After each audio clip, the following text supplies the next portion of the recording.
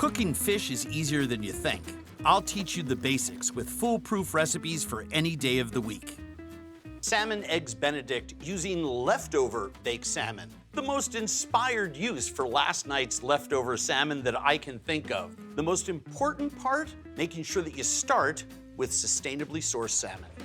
I'm Andrew Zimmern. This is seafood without the catch.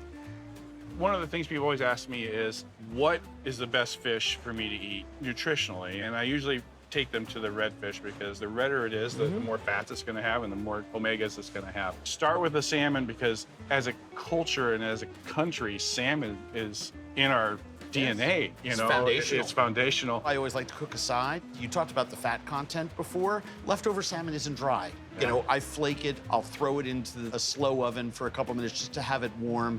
We do get a lot of customers that do like to use leftover salmon for salads or whatnot. Fish is simple to cook, and that's one of the greatest educational tools we can give customers. All right, let's put these salmon leftovers to good use.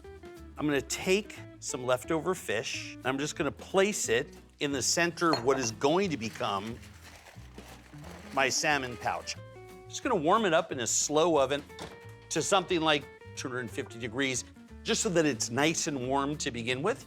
So this is really rich, delicious, no-fail Hollandaise sauce that I'm absolutely nuts about. I can add my taste of mustard, a little bit of cayenne pepper, my tarragon, my lemon juice, mix those around. And then one by one, I'm going to add my egg yolks, because I need 3. Just separating these eggs. And then all I have to do is whisk this. We're just gonna combine this over hot water until the egg yolks set. I think you can see it thickened already.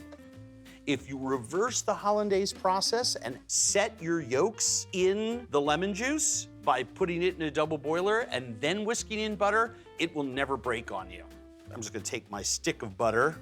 I am just letting that butter emulsify into that egg and lemon custard. And then I'm going to turn this off and set it aside. I'm going to pan fry my English muffins rather than toast them so that I get that grilled crustiness on them. I want to start to cook my spinach. We are all capable of cooking 2 things at the same time. I'm gonna add some onion.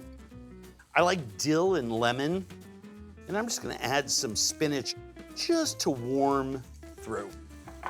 And I'm putting a little bit of lemon juice, season my spinach,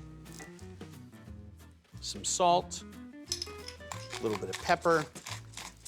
Spinach is ready to rock and roll. I added a tablespoon of vinegar to my water. I get it swirling, and I slide an egg in. So I'm just gonna try to hold it at that temperature and let the eggs slowly poach. And now we'll build our dish. Roasted tomatoes, a little bed of spinach on each English muffin. Oh, by the way, I can smell the salmon. And in the time it has taken to cook all that, my salmon has not only warmed up, it's gotten nice and steamy too. The eggs are sensitive, but also once they're cooked, just tilt them up and lay them back in.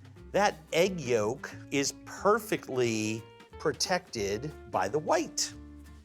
Now, this is a very rich sauce. I'm putting about, I don't know, 1.5 tablespoons on top of each egg.